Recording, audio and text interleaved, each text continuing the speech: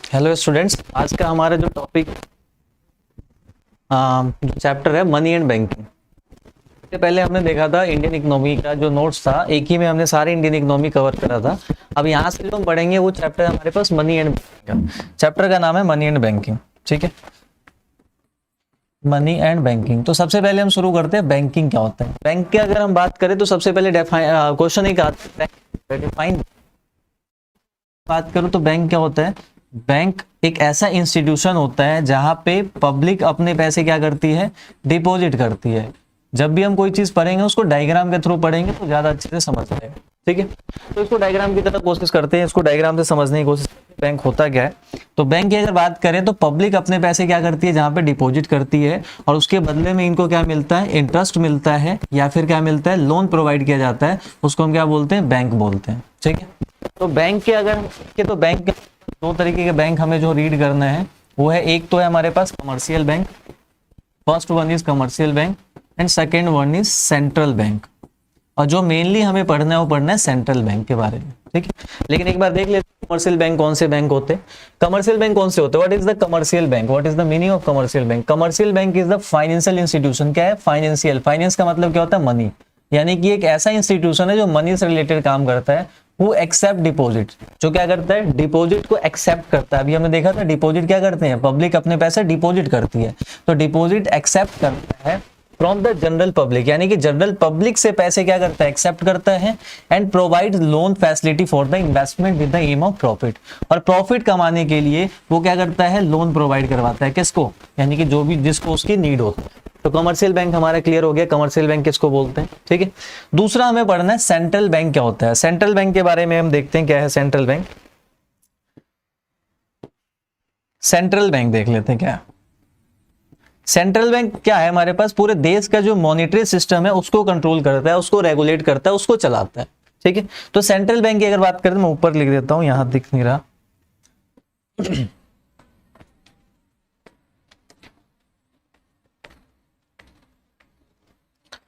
Central bank यानी कि हर देश का एक अपना एक सेंट्रल बैंक होता है। सेंट्रल बैंक की कहानी शुरू होती है 1920s से। 1920s में जब ब्रिटिश की गवर्नमेंट थी तो वहां पे एक ये बात बताया गया था, जो काम करते हैं एक देश का सेंट्रल बैंक होना चाहिए, उसके लिए एक कमेटी बैठाई गई थी। उस कमेटी का नाम रखा गया था Hilton young commission. Hilton young के नेतृत्व में एक कमेटी बनाई गई थी और उस कमेटी का नाम दिया गया था हिल्टन यंग कमेटी। ठीक है, इन्होंने रिपोर्ट सौंपी थी देश का क्या होना चाहिए, एक सेंट्रल बैंक होना चाहिए, पूरे देश की बैंकिंग सिस्टम को रेगुलेट करे। तो 1934 में आरबीआई एक्ट पास हुआ था। आरबीआई एक्ट कब पास हुआ था, 1934 में। और 1 अप्रैल 1935 से आरबीआई ने अपना काम शुरू किया था। 1 अप्रैल 1935 से। यानी कि अगर हम बैंकिंग की बात करें तो थोड़ा पास्ट में जाते, पहले 3 बैंक हुआ करता था। बैंक ऑफ बॉम्बे, पहले जो बैंक था वो था बैंक ऑफ बॉम्बे, दूसरा था बैंक ऑफ बंगाल और एक और बैंक था बैंक ऑफ मद्रास। ये 3 टोटल बैंक थे। इन तीनों बैंकों के, ये तीनों कौन सी बैंक थी, ये तीनों प्रेसिडेंसी बैंक थी। तीनों क्या थी, प्रेसिडेंसी, यानी कि जो विरासत से उनको मिल गया था वो बैंक थे। इसको हम बोलते हैं प्रेसिडेंसी बैंक। ये जो 3 बैंक थे प्रेसिडेंसी बैंक, इन तीनों बैंकों को मर्ज कर दिया गया और उस बैंक का नाम रखा था जो 3 प्रेसिडेंसी बैंक थे इन तीनों को मर्ज करके 1921 में इसका नाम रख दिया गया था इंपीरियल बैंक। इसका नाम रखा था क्या, imperial bank of India. Imperial bank of India. और इसी का नाम बदलकर 1955 में इसी का नाम बदल के क्या रख दिया गया था, एसबीआई। यानी कि एसबीआई क्या है, काफी पुराना बैंक। ठीक है, तो ये तो था हमारा कमर्शियल बैंक। एसबीआई हमारा क्या है, कमर्शियल बैंक है, उसके बारे में हमने पढ़ा था।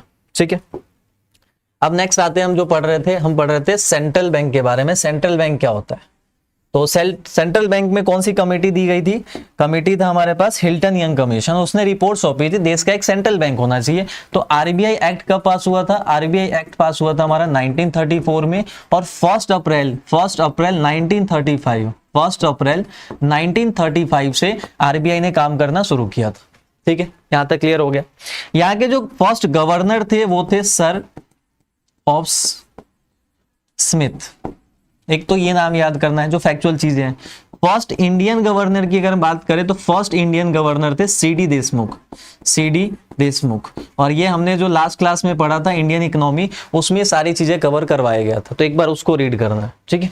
तो आरबीआई एक्ट हुआ था 1935 में, पास हुआ था, पार्लियामेंट से हुआ था। ये क्या हमारे पास स्टैच्यूटरी बॉडी है। स्टैच्यूटरी बॉडी का मतलब होता है संवैधानिक है, यानी कि यहां से ये चीजें लिया गया।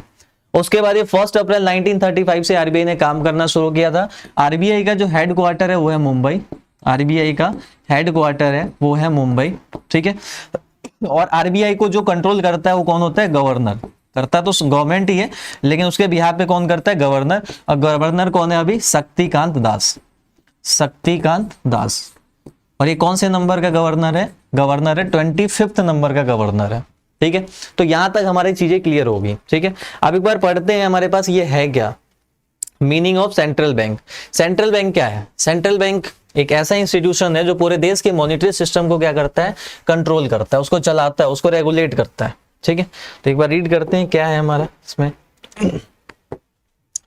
Central bank is the apex body. Apex का मतलब होता है सर्वोत्तम। अगर हम बात करें सुप्रीम कोर्ट सर्वोत्तम है, यानी कि सुप्रीम क्या है? सुप्रीम कोर्ट एक अपेक्स बॉडी है, जुडिशियल सिस्टम है, यानी कि वो सबसे ऊपर है, उससे ऊपर कोई नहीं है। तो ऐसे ही यहाँ बैंकिंग सिस्टम है, सबसे ऊपर कौन है? आरबीआई है। डेट कंट्रोल करता है, ऑपरेट करता है, रेगुलेट करता है, डायरेक्ट करता है the entire banking and the monetary structure of the country. पूरे देश की जो मॉनेटरी सिस्टम है उसको कंट्रोल करता है। It was established through the RBI Act 1934 और enforced from 1 अप्रैल 1935, यानी कि 1 अप्रैल 1935 से अपना आरबीआई ने क्या करना शुरू कर दिया था? काम करना शुरू किया था। और the headquarter of RBI is in Mumbai, यानी कि हेडक्वार्टर का है मुंबई में, ठीक है।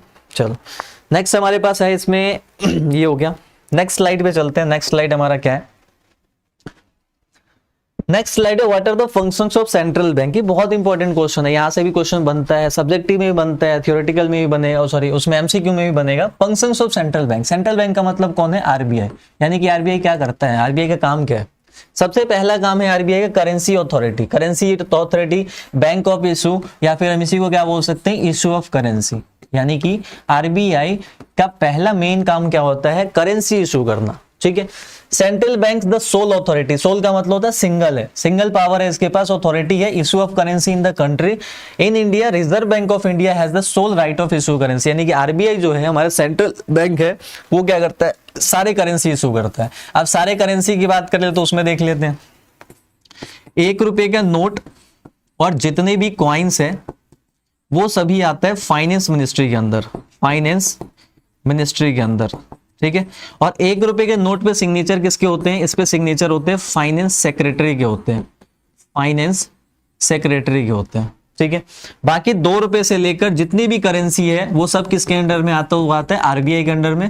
और उस पे सिग्नेचर किसके होते हैं? Governor of RBI, governor of RBI, ठीक है। गवर्नर ऑफ आरबीआई, आरबीआई के गवर्नर के साइन होते हैं, ठीक है। यहां तक क्लियर हो गया। एक नोट पे बताया था, पहले भी बताया था, एक नोट पे टोटल 17 लैंग्वेज होते हैं, 15 ऑफिशियल प्लस में एक हिंदी और प्लस में एक इंग्लिश, टोटल 17 लैंग्वेज होते हैं, ठीक है। तो पहला पॉइंट क्या हो गया? हमने पढ़ा था, पहला पॉइंट हमने पढ़ लिया, जो सेंट्रल बैंक है उसका पहला काम होता है करेंसी इशू करना, यानी कि सबसे पहला काम क्या है? करेंसी इशू करना, ठीक है। सेकंड स्लाइड पे चलते हैं। सेकंड काम क्या है? सेकंड है, अच्छा एडवांटेज क्या है सोल करेंसी का? सबसे पहले यूनिफॉर्मिटी होती है। अगर मान लो हम ऐसा करते हैं हर स्टेट अपनी करेंसी अलग छापेगी तो फिर क्या होगा? अगर अलग अलग करेंसी छापेगी तो सारे स्टेट में क्या आएगी? प्रॉब्लम आएगी। जैसे मान लो हम दिल्ली से यूपी जाते हैं, वहां की करेंसी एक्सचेंज करनी पड़ेगी। फिर यूपी से मान लो बिहार जाते हैं, वहां पे करेंसी चेंज करनी पड़ेगी। बिहार से मान लो पंजाब गए तो वहां पे करेंसी एक्सचेंज करनी पड़ेगी। इसलिए क्या है? सर्कुलेट करने के लिए यूनिफॉर्मिटी लाएगा, एक ही ऐसी अथॉरिटी है जो सारा करेंसी छापेगा, ठीक है। It gives the central bank power to influence money supply. दूसरा ये मनी सप्लाई को भी कंट्रोल करता है। आगे हम पढ़ेंगे मनी सप्लाई कैसे होता है, कैसे क्रेडिट कंट्रोल किया जाता है। It enables the government to have the supervision. सरकार क्या करती है? सुपरवाइज भी करती है मार्केट में फ्लक्चुएशन करेंसी का। It insures public faith in the currency system, यानी कि करेंसी सिस्टम में जो पब्लिक का जो फेथ है वो भी जगाता है, स्टेबलाइजेशन बनाता है, ठीक है। दूसरा हमारे पास है बैंकर्स बैंक, बैंकों का बैंक है, यानी कि जो भी कमर्शियल बैंक है सबसे नीचे होता है पब्लिक, जस्ट पब्लिक के ऊपर होता है। पब्लिक अपने पैसे कहां डिपॉजिट करती है? Commercial bank, either public bank और either government bank, sorry private bank. तो कमर्शियल बैंक हो गया। उसके ऊपर है हमारे पास कौन सा है? गवर्नमेंट, ठीक है, सॉरी आरबीआई, आरबीआई के ऊपर है हमारा गवर्नमेंट, यानी कि जितने भी बैंक हैं उन सबका हेड कौन है, आरबीआई, इसलिए हम इसको क्या बोलते हैं, बैंकर्स बैंक, बैंकों का बैंक होता है। ठीक है, नेक्स्ट हमारे पास है दो स्लाइड, दो हो गए, पहला इशू ऑफ करेंसी, दूसरा bankers bank, third one is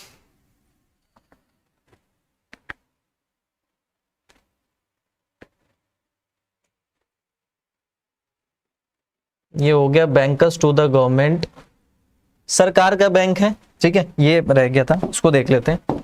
सरकार का बैंक यानी कि जो भी सरकार, यानी कि ऊपर क्या है, गवर्नमेंट है, गवर्नमेंट के नीचे कौन आता है, गवर्नमेंट के नीचे ही क्या आता है, आरबीआई आता है, यानी कि इंपॉर्टेंट तो यही है, आरबीआई ही कंट्रोल करता है किसको, कमर्शियल बैंक को, और कमर्शियल बैंक किसको कंट्रोल करता है, पब्लिक को। तो ये पूरा सर्कुलेशन चलता है। ठीक है, नेक्स्ट स्लाइड है हमारे पास, ये हमने पढ़ लिया with the RBI, bankers to the government हमने पढ़ लिया।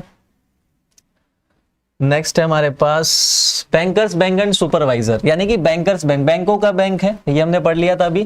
कस्टोडियन ऑफ कैश रिजर्व, जो कैश रिजर्व रखा जाता है वो भी हम आगे पढ़ेंगे। जो सीआरआर होता है, सीआरआर किसके पास रखना होता है, आरबीआई के पास रखना होता है, यानी कि टोटल पब्लिक डिपॉजिट का, टोटल पब्लिक डिपॉजिट का जो भी पैसे हैं उसमें से कुछ सर्टेन अमाउंट क्या होता है, आरबीआई को रिजर्व, आरबीआई के पास रिजर्व रखना पड़ता है, और कुछ एसएलआर के फॉर्म में कमर्शियल बैंक के पास ही रिजर्व रखना होता है, कमर्शियल बैंक रखती है, दोनों पैसों का लोन देने के लिए यूज नहीं कर सकती। तो यानी कि अभी हम पढ़ रहे हैं आरबीआई, तो आरबीआई क्या करते हैं, कैश रिजर्व रखता है, कौन सा रिजर्व, कैश रिजर्व रेशियो। दूसरे lender of the last resort, सबसे लास्ट में अगर कोई हेल्प नहीं करता तो सबसे लास्ट में हेल्प करने वाला कौन होता है, वो होता है आरबीआई। और clearing house, as the central bank hold the cash reserve of the all commercial bank. जैसे मान लेते हैं यहाँ पे एसबीआई का अकाउंट है कमर्शियल, उसके पास आरबीआई के पास, मान लेते हैं यहाँ पीएनबी का है, मान लेते हैं यहाँ बैंक ऑफ इंडिया का है, यहाँ मान लेते हैं बैंक ऑफ बड़ौदा का है। तो यहाँ क्या करते हैं, क्लियरिंग हाउस, यानी कि सेटलमेंट करता है। अगर मान लो किसी की पेमेंट लेनी है और किसी को देनी है तो यहाँ पे क्या करता है, उसका सेटलमेंट कर देता है। ठीक है, ये हो गया। नेक्स्ट हमारे पास एज द सुपरवाइजर, ठीक है, ये हो गया। अब हमारे पास controller of the money supply. अब हमारे पास आता है एक इंपॉर्टेंट टॉपिक है, यहां से क्वेश्चन बनेगा मनी सप्लाई क्या होता है, और क्वेश्चन जो बनेगा वो डायरेक्टली नहीं बनेगा, यहां से क्वेश्चन बनेगा घुमा फिरा के, यानी कि केस बेस्ड क्वेश्चन होगा। तो मैं मनी सप्लाई एक बार अलग से मैं करा देता हूं, मनी सप्लाई। ठीक है, मनी सप्लाई, इसके दो मेथड है। मनी सप्लाई किस तरीके से कंट्रोल करते हैं, कंट्रोल ऑफ मनी सप्लाई या क्रेडिट कंट्रोल कह ले, तो इसमें हमारे पास दो मेथड है। एक हमारे पास पहला है क्वांटिटेटिव मेथड, क्वांटिटेटिव मेथड, और दूसरा है हमारे पास क्वालिटेटिव मेथड, क्वालिटेटिव मेथड। ठीक है, first one is quantitative method and second one is qualitative method. First में हमारे पास क्या है, repo rate, first one is repo rate, bank rate. Third है हमारे पास reverse repo rate, reverse repo rate. Third है हमारे, फोर्थ है हमारे पास ओपन मार्केट ऑपरेशन, और लास्ट है हमारे पास ये है एलआरआर, एलआरआर या फिर इसी को हम बोलते हैं वीआरआर, लीगल रिजर्व रेशियो या फिर वेरिएबल रिजर्व रेशियो। तो टोटल इधर हो गया हमारे पास क्वांटिटेटिव में 5। अब आते हैं क्वालिटेटिव में। क्वालिटेटिव में है मोरल सुएशन, मोरल सुएशन। दूसरा है selective credit control, selective credit control. और थर्ड है हमारे पास मार्जिनल रिक्वायरमेंट्स, मार्जिनल रिक्वायरमेंट्स। ठीक है, तो टोटल हमारे पास हो गए 8, 5 इन द क्वांटिटेटिव और 3 इन द क्वालिटेटिव। ठीक है, अब देखते हैं क्या, एक बार इसको ओवरऑल पढ़ लेते हैं, उसके बाद बताऊंगा। रेपो रेट क्या होता है, रेपो रेट होता है जब सेंट्रल बैंक कमर्शियल बैंक को शॉर्ट टर्म पीरियड के लिए लोन देती है, उसको हम बोलते हैं रेपो रेट। बैंक रेट क्या होता है, जब सेंट्रल बैंक कमर्शियल बैंक को लॉन्ग टर्म पर्पस के लिए लोन देता है, उसको हम बोलते हैं बैंक रेट। थर्ड है रिवर्स रेपो रेट, जब कमर्शियल बैंक के पास एक्सेस मनी होता है और वो किसके पास रखता है, आरबीआई के पास रखता है, आरबीआई जो उसके बदले में इंटरेस्ट देता है उसको हम बोलते हैं रिवर्स रेपो रेट। ठीक है, ओपन मार्केट ऑपरेशन सबसे इजी है, sale and purchase of government securities. ठीक है, LRR, VRR, legal reserve ratio, liquidity, legal reserve ratio या फिर वेरिएबल रिजर्व रेशियो। इसके दो पार्ट है, एक है सीआरआर और एक है एसएलआर। सीआरआर किसके पास रहता है, आरबीआई के पास। सीआरआर किसके पास रहता है, आरबीआई के पास। और एसएलआर किसके पास रहता है, कमर्शियल बैंक के पास। ये दोनों पैसे यूज नहीं कर सकते हम लोन देने के लिए। ठीक है, तो शुरुआत से हम पढ़ते हैं एक बार। शुरुआत है हमारे पास सबसे पहला रेपो रेट। रेपो रेट क्या होता है, तो रेपो रेट देखते हैं क्या है। Repo rate is the rate at which central bank of the country RBI in the cash of the idea lends money to the commercial bank to meet their short term needs. यानी कि simple सा अगर मैं बोलूं तो एक diagram के form में मैं बता देता हूं, डायग्राम में ज्यादा अच्छे से याद होगा और लॉन्ग टर्म तक रहेगा। ठीक है, तो डायग्राम में ये करना है, जब सेंट्रल बैंक को मैं ऊपर बनाता हूं, कमर्शियल बैंक हमारे पास ये रहा, कमर्शियल बैंक ये क्या करता है, प्रोवाइड्स लोन, सॉरी ये provides loan for short term period, short term for short term. यानी कि जब सेंट्रल बैंक कमर्शियल बैंक को शॉर्ट टर्म पीरियड के लिए लोन देती है उसको हम क्या बोलते हैं, रेपो रेट बोलते हैं। तो पहले क्लियर हो गया रेपो रेट। ठीक है, एक चीज और शॉर्टकट तरीका बताता हूं, कोई भी रेट अगर हमारा बढ़ेगा, कोई भी रेट अगर बढ़ेगा मनी सप्लाई हमारा कम होगा, कोई भी रेट अगर कम होगा मनी सप्लाई हमारा क्या हो जाएगा, बढ़ जाएगा। ठीक है, ये हमेशा ध्यान रखना। और जो भी रेट है, rate all rates are decided by RBI, all rates are decided by RBI. जितने भी रेट होंगे वो सारा डिसाइड कौन करेगा, वो डिसाइड करेगा आरबीआई। ठीक है, तो ये चीजें समरी याद रखना है। जब भी रेट अगर हमारा बढ़ेगा मनी सप्लाई कम होगा, रेट अगर कम होगा मनी सप्लाई बढ़ेगा। ऐसे क्वेश्चन पूछेगा। अब इसे पूछ लेता है अगर रेपो रेट अगर बढ़ेगा तो क्या फर्क पड़ेगा, तो रेपो रेट अगर बढ़ेगा तो मनी सप्लाई क्या हो जाएगा, कम हो जाएगा। अगर रेपो रेट कम होगा तो मनी सप्लाई क्या हो जाएगा, बढ़ जाएगा। ठीक है, तो पहली चीज क्लियर होगी। अब आते हैं सेकंड स्लाइड पे, रेपो रेट हो गया। अब आता है second bank rate. Bank rate क्या है, बैंक रेट सेम है, डिस्काउंट रेट भी बोलते हैं, सेम है, सिर्फ यहाँ पे क्या होता है, लॉन्ग टर्म पर्पस के लिए होता है। ऊपर मैं बना रहा हूँ सेंट्रल बैंक, ऊपर है हमारे पास सेंट्रल बैंक, नीचे बना रहा हूँ कमर्शियल बैंक। ठीक है, central bank provides loan, central bank provides loan, provides loan किसको, to commercial bank to meet their long term needs. किसके लिए, लॉन्ग टर्म नीड्स की कंप्लीट, लॉन्ग टर्म नीड्स को पूरा करने के लिए सेंट्रल बैंक कमर्शियल बैंक को जो लोन प्रोवाइड करती है उसको हम बोलते हैं बैंक रेट, या इसी को हम क्या बोलते हैं, डिस्काउंट रेट। यहां तक क्लियर हो गया। पहला था रेपो रेट, जब सेंट्रल बैंक कमर्शियल बैंक को शॉर्ट टर्म के लिए लोन देती है उसको बोलते हैं रेपो रेट। दूसरा आता है बैंक रेट, जब सेंट्रल बैंक ही कमर्शियल बैंक को लोन देता है लेकिन लॉन्ग टर्म पर्पस के लिए देता है उसको हम बोलते हैं बैंक रेट। यहाँ पे भी सेम है, अगर हमारे पास बैंक रेट बढ़ेगा मनी सप्लाई कम हो जाएगा, बैंक रेट अगर कम होगा मनी सप्लाई हमारा क्या हो जाएगा, इंक्रीज हो जाएगा। ठीक है, चलो दो हो गए। नेक्स्ट चलते हैं थर्ड। थर्ड है हमारे पास ओपन मार्केट ऑपरेशन। डिफाइन करने के लिए बहुत सिंपल है, sale and purchase of government securities, sale and purchase of government security. लेकिन इसको समझना मुश्किल है, कैसे एक बार देख लेते हैं दोबारा। देखो, पब्लिक अपने पैसे कहां डिपॉजिट करती है, पब्लिक है अपने पैसे डिपॉजिट कर दिया बैंक में, बैंक उस पैसे का क्या करेगी, लोन दे देगी, बैंक उस पैसे का क्या करेगी, लोन दे देगी। ठीक है, बैंक का काम ही होता है, बैंक का जो मोटिव होता है इकोनॉमिक मोटिव। इकोनॉमिक मतलब होता है इसका प्रॉफिट कमाना काम है, उसका मोटिव होता है पैसे कमाना। अब पैसे तो कमाना है, लेकिन अगर मान लो सबको सारे पैसे लोन दे दिया, पब्लिक ने अपने पैसे डाला बैंक में, बैंक ने क्या कर दिया, लोन दे दिया, फिर पब्लिक ने पैसे डाला, बैंक ने क्या कर दिया, उसको लोन दे दिया, तो ये तो प्रॉब्लम हो जाएगी। मार्केट में क्या हो जाएगा, पैसे बहुत ज्यादा हो जाएगा, तो बहुत ज्यादा पैसे हो जाएगा तो क्या हो जाएगा, इन्फ्लेशन। अब इन्फ्लेशन की सिचुएशन में इसलिए सरकार क्या करती है, गवर्नमेंट बीच में इंटरफेयर करती है। गवर्नमेंट बोलती है काम करो, आप क्या करो, गवर्नमेंट बॉन्ड्स खरीद लो, गवर्नमेंट बॉन्ड्स खरीद लो, गवर्नमेंट सिक्योरिटीज खरीद लो। बैंक अगर आपको 6% इंटरेस्ट दे रहा है ना, पब्लिक को यहीं पे इनिशियली रोका जाता है, यानी कि पब्लिक ही तो पैसे, पब्लिक के पैसे ही तो है यहाँ बैंक में, तो पब्लिक कहती है अगर आपको 6% ब्याज बैंक दे रहा है तो एक काम करो, अगर आप मेरे पास पैसे रखते हो तो मैं आपको कितने परसेंट ब्याज दूंगा, 8% दूंगा या 10% दूंगा या 9% दूंगा।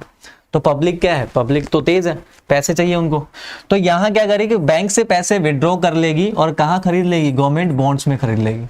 तो यानी कि सरकार क्या कर रही है, सेल कर रही है, क्या सेल कर रही है, government bond sell, government securities या गवर्नमेंट बॉन्ड्स। तो यानी कि जब भी सेल होगा तो मनी सप्लाई क्या हो जाएगा, कम हो जाएगा। यानी कि सरकार ने सेल कर दिया, गवर्नमेंट सिक्योरिटीज का क्या किया, सेल किया, तो हम लोग खरीदेंगे, और जब हम लोग खरीदेंगे तो हमारे जेब से पैसे किसके पास चला गया, सरकार के पास चला गया। उसका उल्टा दूसरा होता है। अब मान लो मार्केट में डिफ्लेशन है, अब मार्केट में दूसरा सिचुएशन लेते हैं, मार्केट में मान लेते हैं डिफ्लेशन है, डिफ्लेशन में क्या करेंगे, वही सेम, बैंक अगर हमें 6% ब्याज देती थी पहले और सरकार हमें 10%, तो गवर्नमेंट बोली एक काम करो अब मैं ब्याज दूंगा 5%, तो लोग क्या करेंगे, पैसे यहां से विड्रॉ करके दोबारा कहां रख देंगे, बैंक में रख देंगे। तो जब सेल पे हमारा क्या हो रहा है, मनी सप्लाई कम हो रहा है, तो जब हम परचेज करेंगे तो मनी सप्लाई क्या हो जाएगा, इंक्रीज हो जाएगा। ठीक है, तो यहां से हमें यही देखना था। तो पहले हमने क्या देखा, अगर रेपो रेट अगर बढ़ता है मनी सप्लाई कम हो जाएगा, ठीक है, रेपो रेट कम होता है मनी सप्लाई बढ़ जाएगा। ये लास्ट में समरी में करा दूंगा, ठीक है।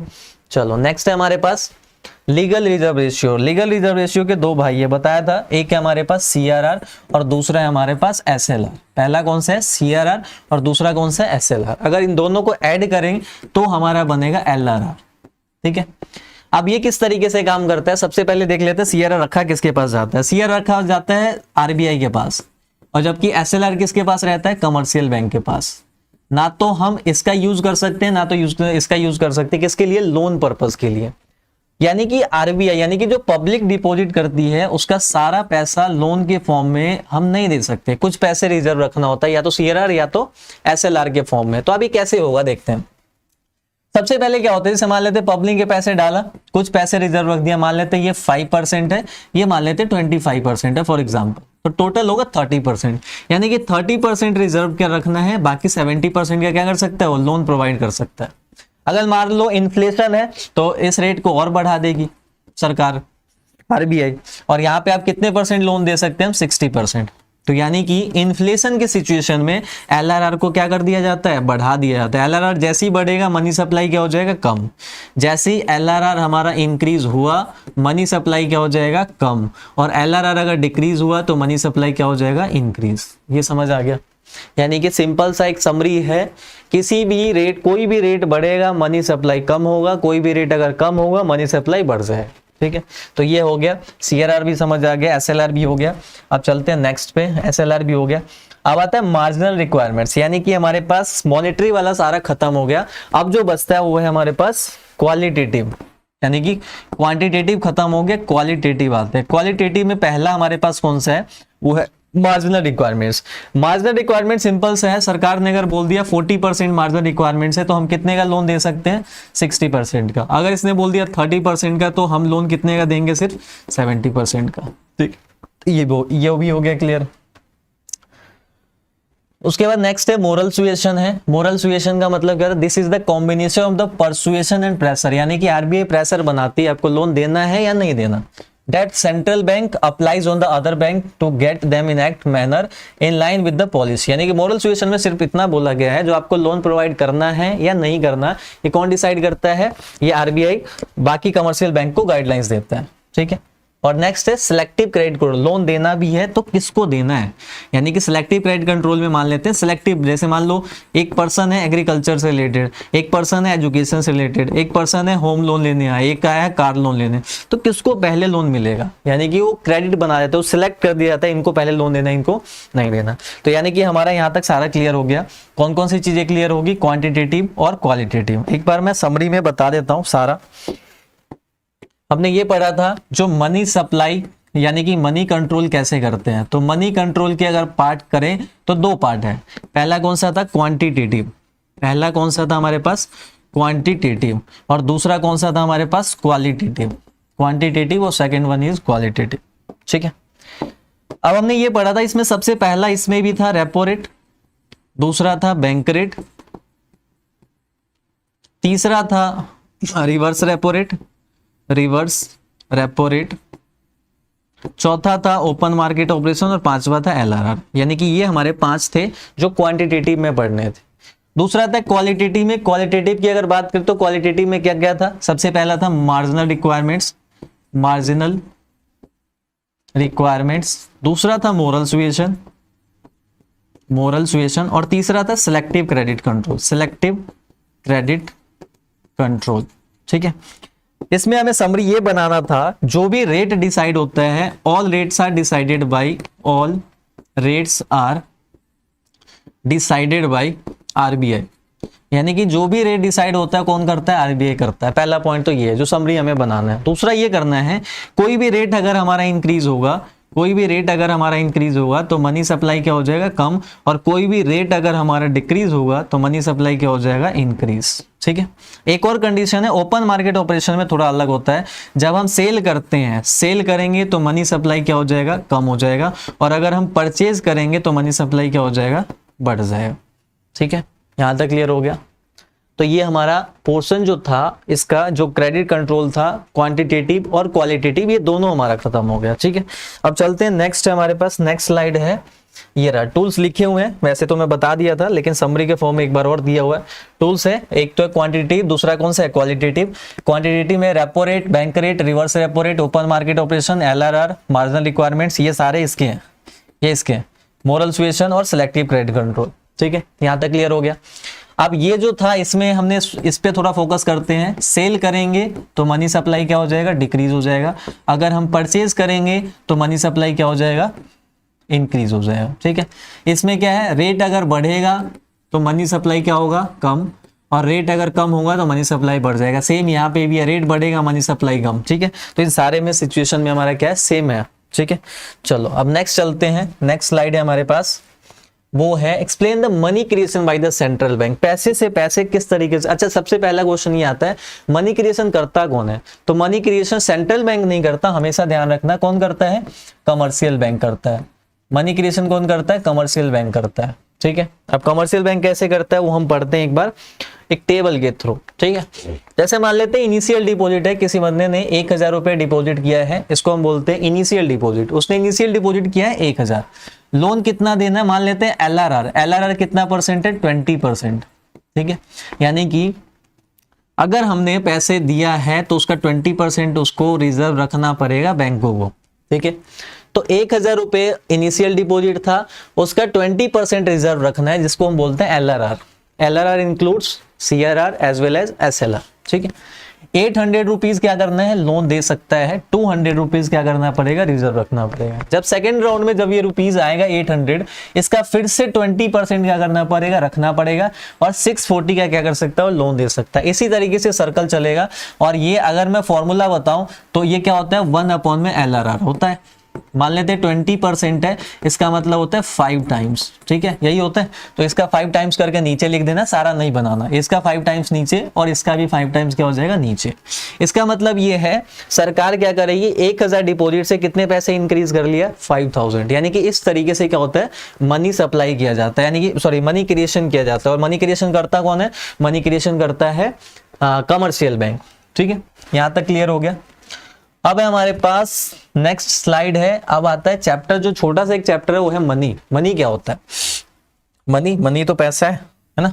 तो मनी क्या है देखते हैं। Money is the anything which is generally accepted. पहले के टाइम पे क्या होता था, पहले के टाइम पे चलता था बार्टर सिस्टम, यानी कि एक सामान के बदले में दूसरी सामान एक्सचेंज करते थे। और वहां पे प्रॉब्लम आती थी double coincidence of bonds, double coincidence of bonds. ठीक है, मतलब जो सामान मैं खरीदना चाहता हूँ सामने वाला बेचना चाहता हूँ, और जो वो बेचना चाहता हूँ मैं खरीदना चाहता हूँ। ऐसे तो पॉसिबिलिटी बहुत ही कम है। तो ऐसा में तो पहले सिचुएशन मैच करेंगे, उसके बाद हम सामान खरीदेंगे बेचेंगे। तो ये प्रॉब्लम थी। तो डबल कोइंसिडेंस को बांटने खराब हो गया। तो उस पहले क्या चलता था, बार्टर एक्सचेंज या बार्टर सिस्टम बोलते हैं, जिसको हम C2C भी बोलते थे, C2C, कमोडिटी टू कमोडिटी। तो ये प्रॉब्लम को दूर करने के लिए वो आया था मनी। और अभी हमारे पास जो मॉडर्न फॉर्म्स ऑफ मनी है वो है coins, coins and paper notes, coins and paper notes. पहले बहुत सारी करेंसी थी, पहले गोल्ड के फॉर्म में भी आती थी, तांबे के फॉर्म में भी आती थी, कॉपर के फॉर्म में भी आती थी। तो ये सारे उस समय आते थे। ठीक है, अभी जो हमें पढ़ना है वो पढ़ना है सिर्फ कौन सा, कॉइन्स आता है और पेपर नोट्स आता है। यानी कि कॉइन ही तो है, यानी कि कॉइन्स आते हैं प्लस में नोट आते हैं, पेपर के नोट है, वही हमारी करेंसी है। ठीक है, तो money anything which is generally accepted. Medium of exchange, medium of exchange होता है, कोई भी चीज हम खरीद सकते हैं। मेजर ऑफ वैल्यू, किसी चीज में वैल्यू कर लो, पढ़ा रहे उसकी भी वैल्यू मनी में होता है। अगर हम ट्रैवल करते हैं, डिस्टेंस है उसको भी मनी में कन्वर्ट कर लेते हैं। लीटर है उसको भी मनी में कन्वर्ट कर लेते हैं। ठीक है, store of value, value major कर सकते हैं। और फ्यूचर में हम उसकी पेमेंट करने के लिए हम क्या कर सकते हैं, प्रॉमिस कर सकते हैं, जो आज आपसे इतने पैसे लिया है हम पैसे इतने वापस बाद में दे देंगे। ठीक है, तो ये हो गया हमारे पास मनी की डेफिनेशन। ठीक है, अब नेक्स्ट हमारे पास क्वेश्चन आता है what is the money supply. Money supply क्या होता है, मनी सप्लाई देखते हैं क्या है। Money supply refers to the total volume of money held by public. Public के पास at a particular point of time में कितनी करेंसी है, उसको हम बोलते हैं पॉइंट ऑफ टाइम। कभी भी ध्यान रखना, जो भी चीजें में लास्ट में आते हैं पॉइंट ऑफ टाइम, तो वो हमारा कौन सा कंसेप्ट होता है, स्टॉक कंसेप्ट है, हम नेशनल इनकम में पढ़ेंगे। और अगर कोई भी लास्ट में आता है पीरियड ऑफ टाइम, तो पीरियड ऑफ टाइम जो होता है वो हमारा किस में आता है, फ्लो कंसेप्ट में आता है। हमने इंग्लिश में पढ़ा था सिंस और फॉर, एक पॉइंट ऑफ टाइम, एक तो ये किसके लिए लगता था, सिंस, और एस फॉर ई क्या होता है, स्टॉक, और दूसरा आता है फॉर, एफ फॉर ई क्या होता है, फ्लो। तो जो भी पीरियड ऑफ टाइम के लिए लगता है वो हमारा लगेगा, वो हमारा कौन सा कंसेप्ट होगा, फ्लो कंसेप्ट होगा। और अगर पॉइंट ऑफ टाइम के लिए मेजर किया जाता है तो कौन सा कंसेप्ट होगा हमारा, वो स्टॉक कंसेप्ट होगा। यहां तक क्लियर हो गया। अब आते हैं नेक्स्ट, हमारे पास एक और क्वेश्चन है, लास्ट क्वेश्चन है हमारा आज का, measures of the money supply. Measures of the money supply, money supply के कितने मेजर्स होते हैं हमें पढ़ने, टोटल होते 4 है, इसको कंपोनेंट्स भी बोलते हैं, M1, M2, M3, M4, लेकिन हमें सिर्फ पढ़ना है M1, ठीक है। M1 क्या होता है, M1 की बात करें तो M1 में 3 चीजें ऐड होता है, C plus DD plus OD। C मतलब करेंसी, यानी कि जो भी करेंसी है 1 रुपए से लेकर जो भी 2000 तक है, 2000 तो बंद हो गया, 500 लिख रहा हूं मैं, ठीक है। DD मतलब होता है डिमांड डिपॉजिट, जो हमारे पैसे होते हैं लेकिन बैंक के पास होते हैं, और DD अभी नेक्स्ट स्लाइड में बताता हूँ DD क्या होता है। और OD क्या होता है, अदर डिपॉजिट, जो RBI के पास रखा रहता है लेकिन पैसे किसके होते हैं, हमारे ही पैसे होते हैं। एक बार DD लास्ट बता देता हूँ क्या है। DD का मतलब होता है डिमांड डिपॉजिट, ये हमने 10th से पढ़ा था। टाइप्स ऑफ अकाउंट में अगर देखोगे तो 2 टाइप्स के अकाउंट होते हैं, एक होता है हमारे पास सेविंग अकाउंट, इसी में आता है डिमांड डिपॉजिट में, एक आता है सेविंग अकाउंट और दूसरा आता है करंट अकाउंट, और दूसरा आता है रिकरिंग डिपॉजिट। रिकरिंग डिपॉजिट में एक होता है फिक्स डिपॉजिट और रिकरिंग डिपॉजिट। ये 4 टाइप्स के अकाउंट हमें मेनली पढ़ने हैं। अब इसमें जो सेविंग अकाउंट होता है कौन खोलता है, यानी कि जो हाउस होल्ड होते हैं, यानी कि हम लोग खुलवाते हैं। इसमें हमें क्या होता है, इंटरेस्ट मिलता है, इसमें हमें चेक की फैसिलिटी मिलती है, इसमें हमें ट्रांजेक्शन्स की लिमिट होती है, यानी कि एक दिन में हम इतने ट्रांजेक्शन ही कर सकते हैं या फिर इतनी लिमिट तक ही कर सकते हैं, ठीक है। लेकिन करंट अकाउंट कौन खुलवाता है, बिजनेसमैन खुलवाता है, ठीक है। इसमें ट्रांजेक्शन्स की कोई लिमिट नहीं होती, चेक की फैसिलिटी होती है। ये दोनों पैसे, देखो नाम है, जब चाहे अपने पैसे क्या कर सकते हैं, डिमांड कर सकते हैं, इसीलिए इसका नाम क्या रखा गया, डिमांड डिपॉजिट, ठीक है। दूसरा आता है टाइम डिपॉजिट, सबसे ज्यादा रेट ऑफ इंटरेस्ट यहाँ मिलता है, यानी कि अगर हमने 1 लाख रुपए 1 साल के लिए रख दिया बैंक में तो उस पर सबसे ज्यादा रेट ऑफ इंटरेस्ट मिलेगा, मान लेते 8% है, यहाँ पे उससे कम ही मिलेगा, ठीक है। और लास्ट आता है रिकरिंग डिपॉजिट, जैसे मान लेते हैं 5000 रुपए हर महीने डाल रहे हैं और 10 साल के बाद हमें इकट्ठा 50 लाख रुपए 40 लाख रुपए मिल जाएगा, उसको हम बोलते हैं रिकरिंग डिपॉजिट। तो डिमांड डिपॉजिट के फॉर्म में जो पैसे होते हैं वो भी किसके होते हैं, पब्लिक के ही पैसे तो हैं। सेविंग अकाउंट हमारे ही है, करंट अकाउंट हमारे ही है, ठीक है। तो ये चीज क्लियर हो गया। तो यानी कि हमने पढ़ लिया, C मतलब होता है करेंसी प्लस में कॉइंस, DD मतलब हो गया डिमांड डिपॉजिट, इसमें सेविंग अकाउंट, करंट अकाउंट, और अदर डिपॉजिट में जो हमारे पास पैसे होते हैं वो होता है CRR के फॉर्म में, वो भी किसके पैसे होते हैं, पब्लिक के पैसे होते हैं, ठीक है। तो ये हमारा चैप्टर मनी एंड बैंकिंग वाला चैप्टर हमारा खत्म हो गया। जो अब अगली क्लास होगी उसमें हमारा एक चैप्टर रह गया नेशनल इनकम का रह गया, और एक चैप्टर रह गया इनकम एंड एम्प्लॉयमेंट का चैप्टर रह गया। तो 2 चैप्टर हमारे रह गए, उसको हम अगले क्लास में हमारा ये चीज क्लियर हो जाएगा, ठीक है। तो आज की क्लास हम यही खत्म करते हैं, अगला जो चैप्टर होगा अगले वीडियो में मिल जाएगा।